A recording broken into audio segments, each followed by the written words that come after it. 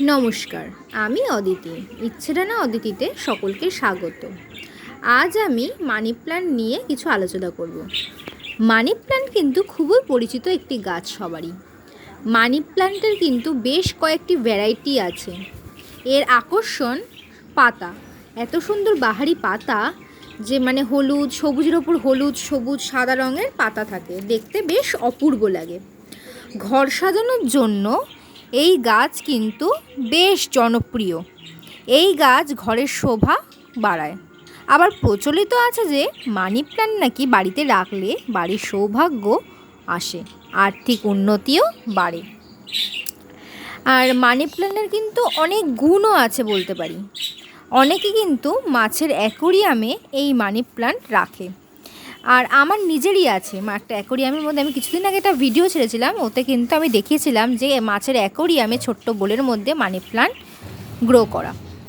আর money plant কিন্তু একটা এমন ইনডোর গাছ যে খুব সুন্দরভাবে বায়ু শোধন করে।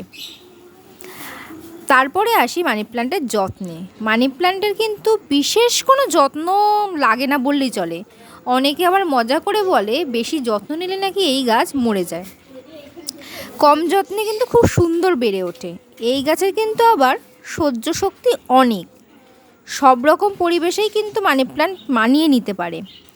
আর মানি প্ল্যান্ট যে শুধু মাটিতে বসানো সেরকম না, মাটি, জল সবেতেই কিন্তু আমরা বসাতে পারি। আর আমার এই মানি প্ল্যান্ট কিন্তু অন্তত শুধু মাটিতে বসানো আছে, ভার্মি কম্পোস্টও মেশানো নেই, শুধু মাটি, জৈব সারও আমি মেশাইনি।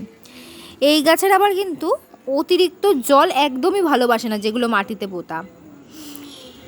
মাটি শুকোলেই আমরা জল দেব, না হলে কিন্তু গাছের পাতা অতিরিক্ত জলে হলুদ হয়ে যাবে এবং গোড়া পচে যাবে। মানি প্ল্যান্ট গাছকে কিন্তু যদি আবার প্রখর রোদে প্রচণ্ড এই গরমে যদি বাইরে রাখা হয়, ওর পাতাগুলো কিন্তু দেখো এরকম শুকিয়ে যাবে। আমার রোদে রাখা ছিল, তারপর আমি আবার ঘরে নিয়ে এসেছি, একদম নেতিয়ে যায় যেন গাছগুলো। তবে একে সকালের রোদটা যদি আমরা খাওয়াতে পারি খুব ভালো। এত সুন্দর পাতার উজ্জ্বলতা বাড়বে না, দেখেও ভীষণ সুন্দর লাগবে। আর এই গাছের রোগ পোকার আক্রমণ বলতে, এই গাছে কিন্তু পাতার পিছন দিকে কেমন কালো ফোঁটা ফোঁটা একটা ছত্রাকের মতো একটা এরকম হয়।